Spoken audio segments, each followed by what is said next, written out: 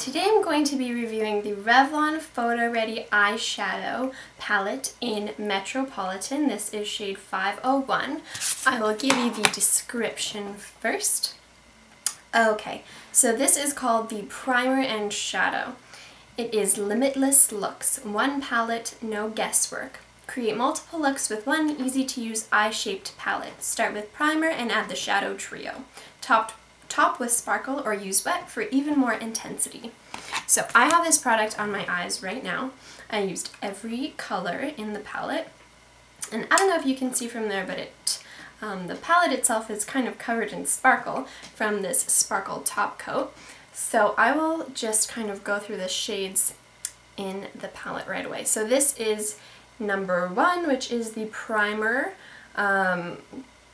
color. If you think of an eyeshadow primer, I personally expect it to be kind of a creamier product, but this is actually more of like a finer milled shadow. So it's a very soft shadow, but I wouldn't call it a cream shadow. I have pictures of the swatches on the blog post linked below. So anyways, that is the primer shadow, and then I don't really understand the layout of the eye because this darker brown shade, I personally wouldn't put it all over the lid, which is what it looks like over here, and then this kind of taupe, sparkly taupe shade is supposed to go on the crease, and then I'm assuming that this peach shade is supposed to go on the brow bone as a highlight.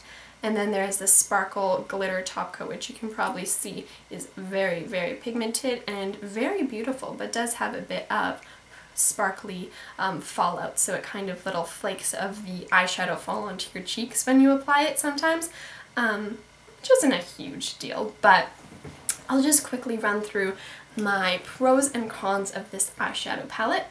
So I think that Revlon was going for kind of like a lightly colored, very smooth eyeshadow in the primer spot as kind of an all-over lid color. So you apply, this is at least what I did today, you apply this light pink shade all over the lid, which provides kind of a foundation base on your eyelid to blend the other colors on top of it.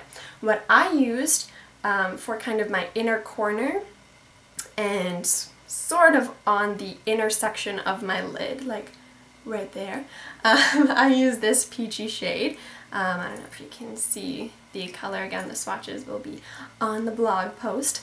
So I used that in the inner corner. This taupe shade I used in my crease area, and then I used this darker brown on my lash line and kind of smoked into the crease area right in here where it's darker. And then I used a bit of the taupe shade on my lower lash line, and then the sparkle top coat, I actually used my finger to apply it and just kind of lightly dabbed it onto my lid. Now, I think that the quality of these shadows is very nice. Again, a bit of fallout with the sparkle shadow especially, but overall I do like the consistency of these shadows. Again, I'm not too sure why the brown shade is such a large kind of pan inside this, I won't call it a quad, it's more of just a palette, right? But I guess you could use this brown shade all over the lid for a more smoky look. It's also a bit difficult to get the brush into these small corners, which is kind of a con of the palette, but overall the presentation is very nice.